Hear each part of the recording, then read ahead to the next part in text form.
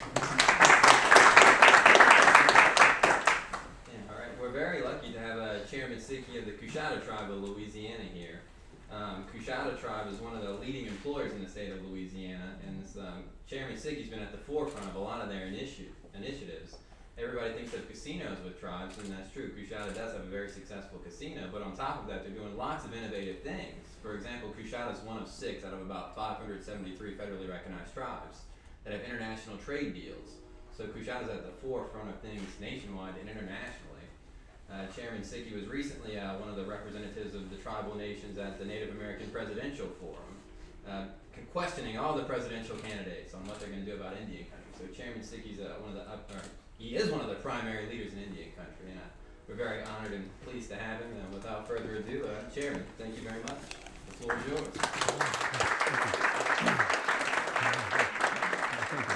Thank you so much, man. Thank you.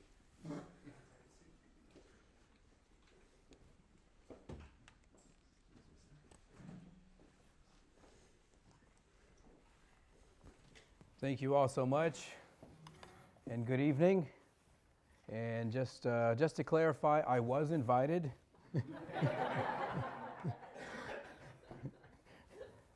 I usually don't turn up unannounced. But Chancellor John Pierre of the Southern University Law Center has become a wonderful, close friend, personal friend of mine, and also a great advocate for the Coushattas and also our Native American citizens here in our state. So thank you all so much for your friendship, and also Chancellor, your leadership as well. Thank you all. Thank you so much. And I also want to thank all the leaders and change makers of the Southern University's Native American Recruitment Initiative, and representatives, I believe, from the school, or other representatives from the school are here as well. I also would like to recognize a member of the Coushatta Tribe delegation tonight. Our tribal attorney, Mr. Chris Sylvia, joins us tonight. Thank you, Chris. Thanks for joining us. Thank you. And of course, I want to thank the phenomenal students and leaders of the university for investing your time and your energy in being with us here tonight. Thank you so much. I appreciate the warm welcome and the continual opportunity you provide the Coushatta Tribe of Louisiana to serve you. And allow me now to welcome each of you to this monumental opening of the Tribal Courts and Tribal Sovereignty Symposium.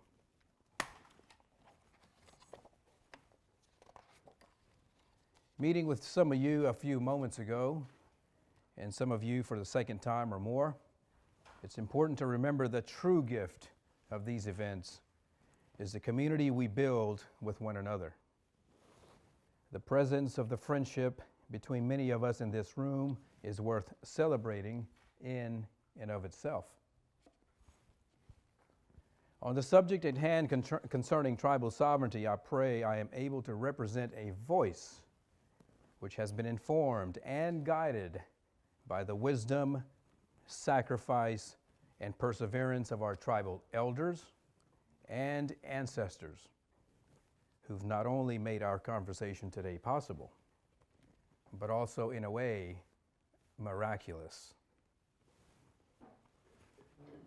Being with you and counted among all of you today, I assure you, is the highest honor, and the most important message in this moment is one of deep gratitude. And as we dive into tribal sovereignty and the role of tribal courts in upholding it, I'd like to begin with a brief but important look into the history and the current work of our tribe. I am a member and the current tribal chairman of the Coushatta Tribe of Louisiana. Coushatta is a federally recognized Native American tribe with close to 1,000 members. The Coushatta people live primarily in Louisiana, with most living in Allen Parish, just north of the town of Elton, Louisiana, and east of Kinder, Louisiana. The Coushatta Reservation, which houses the tribe's governmental offices and on which some of our tribal members reside, is located in Elton.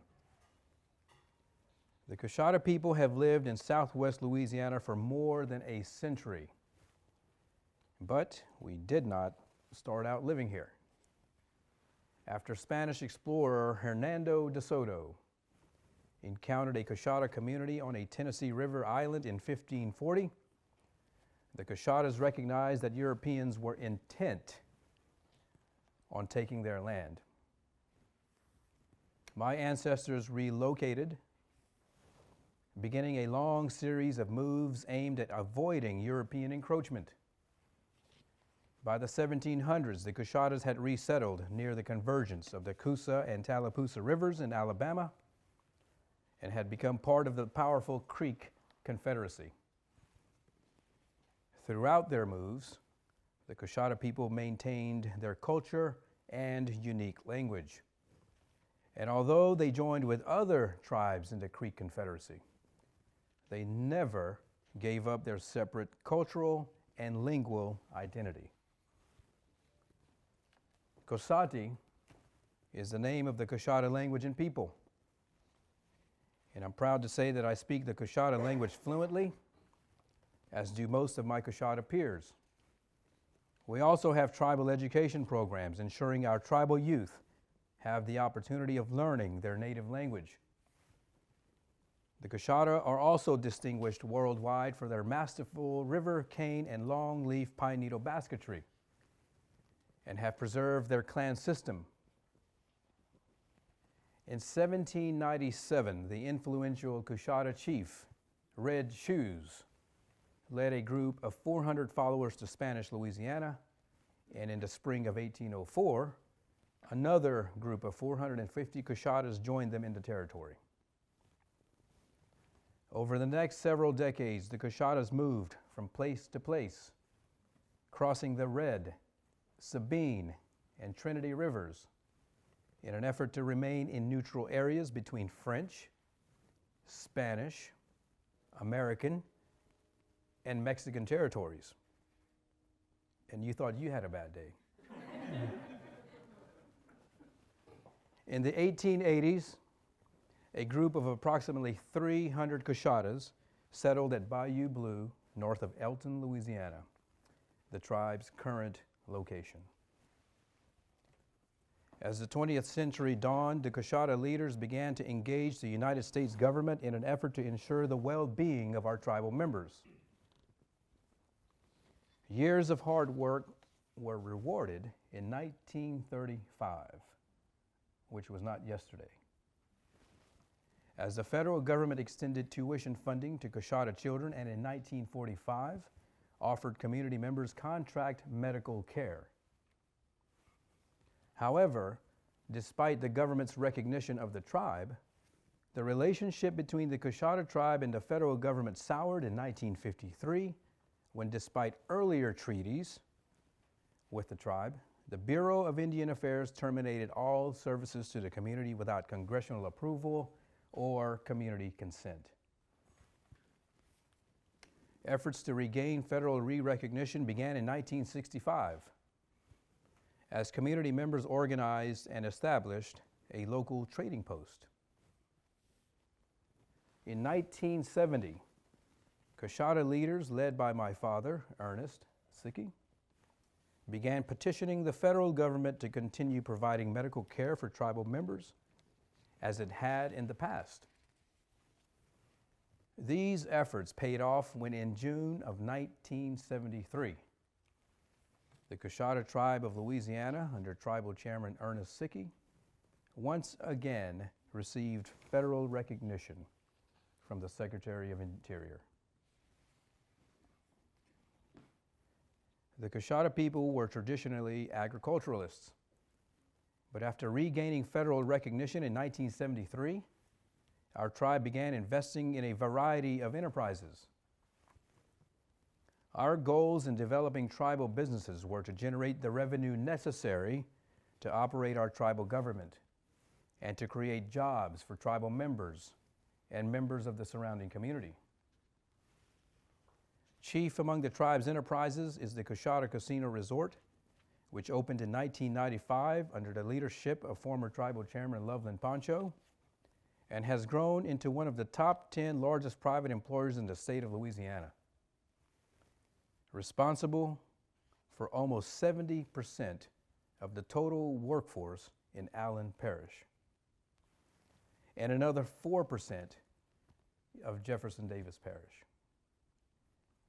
And out of 2,400 employees under our payroll as of today, they come from 18 Louisiana parishes. That's a little bit over a quarter of Louisiana's total parishes. And not so bad for a little tribe at Elton.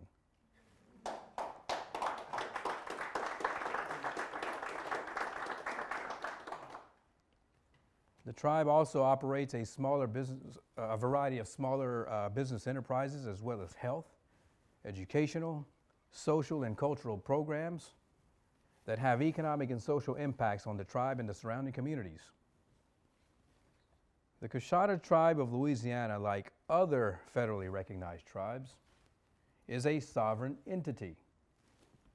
The federal government claims to agree federally recognized tribes are sovereign.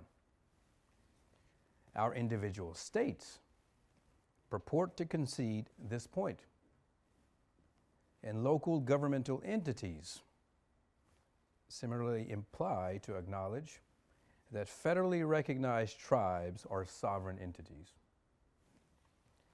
Although there appears to be consensus, at least superficially, that federally recognized Indian tribes like Coushatta are sovereign entities, a closer look at how tribal sovereignty is manifest through tribal court system reveals that America's Indian tribes are a long way from true sovereignty. And I think my friend Pat Arnold would agree. She's nodding her head in agreement. Tribal sovereignty is typically defined as the authority of a tribe to govern itself. Tribal self-governance generally means that tribes have the right to make the rules that bind them. Am I right, Adam Krappel? So, for example, tribes exercise self-government when they make the rules that bind them and their members. In addition, and by extension, sovereignty also includes the right to operate tribal courts which interpret and apply tribal law.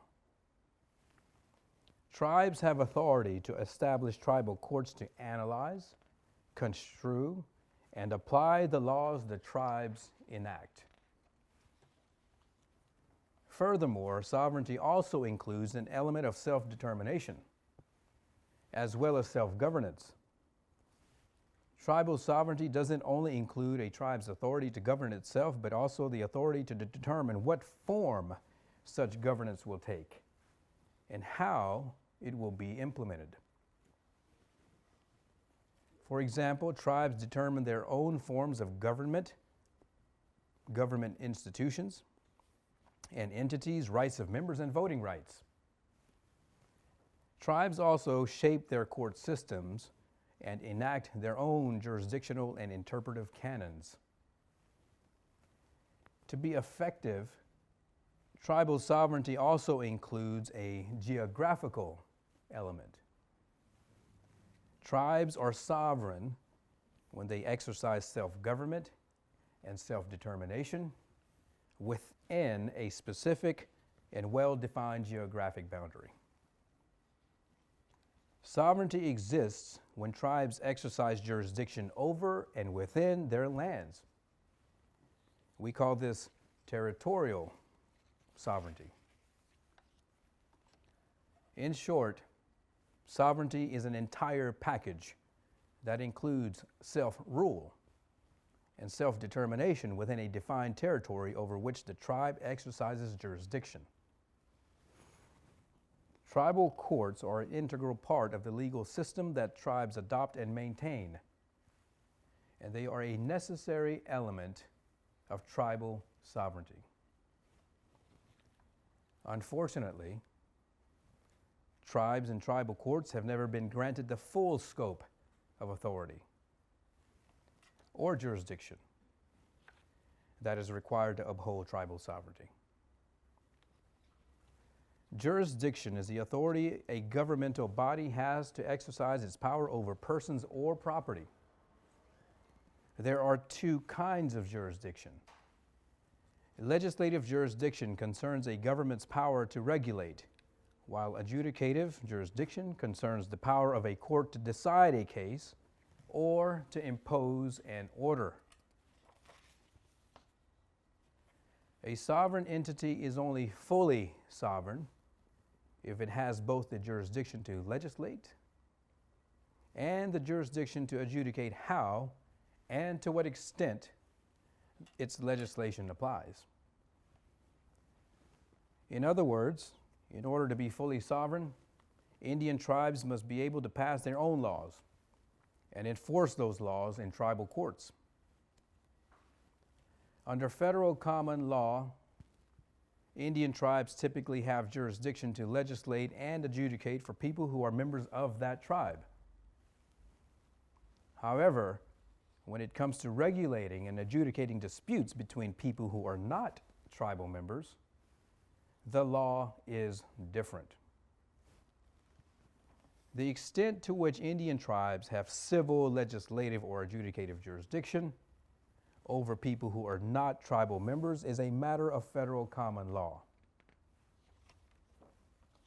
In a case called Strait v. A1 Contractors, the United States Supreme Court stated that as to non-members, a tribe's adjudicative jurisdiction does not exceed its legislative jurisdiction. In other words, a tribe's court only has jurisdiction over people who are not tribal members if the tribe has jurisdiction to enact laws that bind those non-members. Tribal courts are presumed not to have jurisdiction in all other cases. As a practical matter, this means that it is not at all clear whether and to what extent tribal courts have jurisdiction to adjudicate civil disputes that involve individuals who are not tribal members. In a case called Montana v. United States, the Supreme Court of the United States created various convoluted tests that establish when this jurisdiction exists and when it does not. Subsequent cases that applied the Montana test further complicated the issue. As a result, it is extremely difficult to know in advance whether a tribal court has jurisdiction over a dispute. For example, the Supreme Court has held that a tribal court lacked jurisdiction over a tort action arising from a car accident on a state highway within an Indian reservation involving two non-Indians. The Supreme Court has also held that a tribe lacks jurisdiction over state officials engaged in searching a tribal member's on-reservation property. Similarly, non-Indians who own fee land within the boundaries of an Indian reservation are not subject to tribal court jurisdiction. In all three of these examples, the Supreme Court held that the tribe court lacks jurisdiction to adjudicate a dispute even though the events at issue in the dispute occurred within an Indian reservation over which the Indian tribe had jurisdiction. And if all or any of this sounds confusing, that's because it is, in fact, very confusing. In my experience, and Mr. Sylvia, you know, even lawyers, or if you don't like lawyers, you can call them attorneys. Even lawyers who've dedicated incredible energy to specialize in federal Indian law find this area of law to be unclear. And it is never easy to determine in advance whether a tribal court does or does not have jurisdiction to adjudicate a dispute involving non-members. As chairman of the Coushatta Tribe, I've been involved in several situations in which it was not clear whether our tribe could exercise its adjudicative jurisdiction over a particular dispute. The burden of all of this complexity is that, unlike other sovereigns, Indian tribes have a hard time enforcing their own laws on their tribal lands. Difficulties arise, first, because no one really knows in advance whether the tribal court will ultimately have jurisdiction over a dispute. It is difficult to operate a legal system with this degree of uncertainty. Second, the limitations imposed on tribal adjudicative jurisdiction force tribes to rely on state and federal courts to adjudicate disputes arising on tribal lands. This, in my view, is an absurd situation. If tribes are sovereign, they should be permitted to adjudicate their own disputes. When tribes have to defer to state or federal courts to adjudicate disputes arising on their own tribal lands, tribal sovereignty suffers. I believe the federal judiciary needs to take a new and closer look at tribal court jurisdiction. Federal lawmakers should also consider whether tribal courts should have jurisdiction over disputes arising on tribal lands, regardless of the identity of the individuals involved in that dispute. Perhaps it is time to treat tribal courts like other sovereigns' courts and to uphold tribal court jurisdiction under the same circumstances that other courts' jurisdiction is upheld. If we are serious about tribal sovereignty, we must also be serious about tribal adjudicative jurisdiction. The sessions scheduled for tomorrow's symposium will shed light on some of the important issues relating to tribal courts and tribal sovereignty.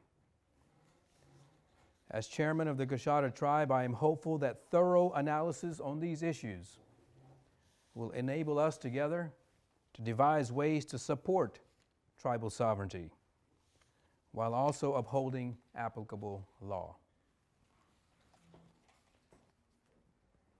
In closing, there are few words adequate to thank the Native American Law and Policy Institute at Southern University Law School for organizing this symposium and giving us, all of us, an opportunity to explore the intricacies of tribal courts and tribal sovereignty. These matters are of the utmost importance to Indian tribes nationwide and as well as to the American public in general. Thank you for your attention and commitment, and most of all, for your friendship. It's wonderful being here, and have a blessed experience for the rest of this conference. Thank you all so much.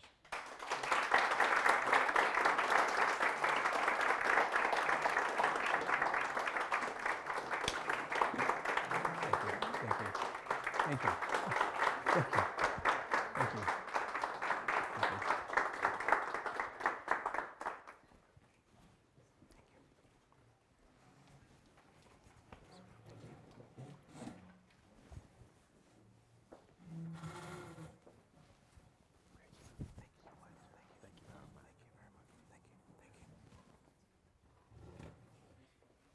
Thank you, Chairman Sickey. It was a beautiful address, and I like the way you sounded so loyally. So loyally. We have the honor of the Chief Justice of Mississippi Choctaw, Justice Briscoe. Please come share with us a few words. So glad to have you here at Southern University Law School.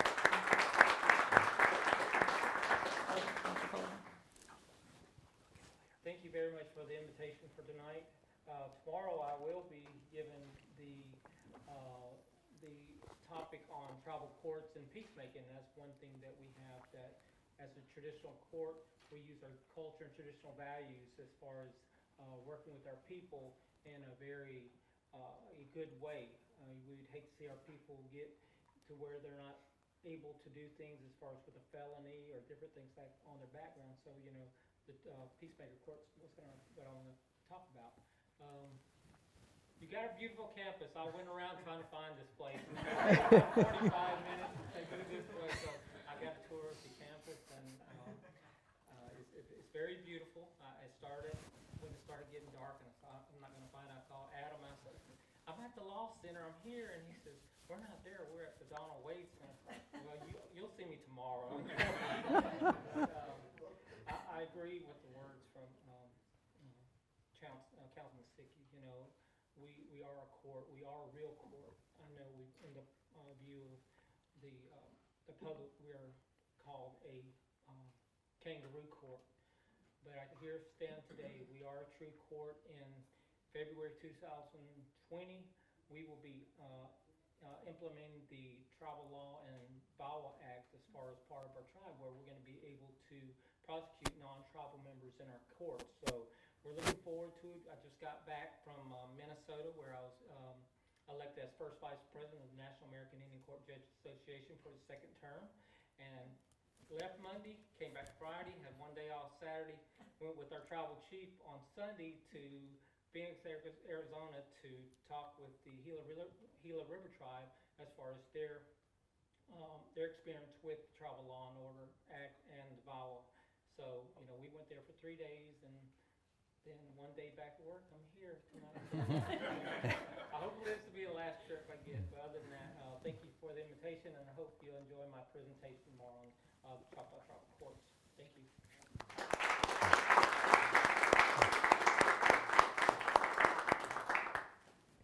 Sir Adam?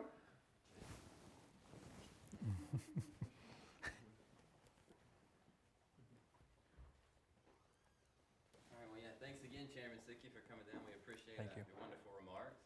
Thanks, Justice Briscoe, for coming down. Thank you guys for all coming out tonight. We're going to kick off tomorrow at 9 a.m. will be the first part of the conference that we'll have some breakfast beforehand. So come tomorrow. Hopefully you don't get flooded out. And yeah, look forward to seeing you guys tomorrow. Thank you very much. Thank you. Where was conference? The Law Center. Law Center. Yes, sir. Room 225, unless they change it again.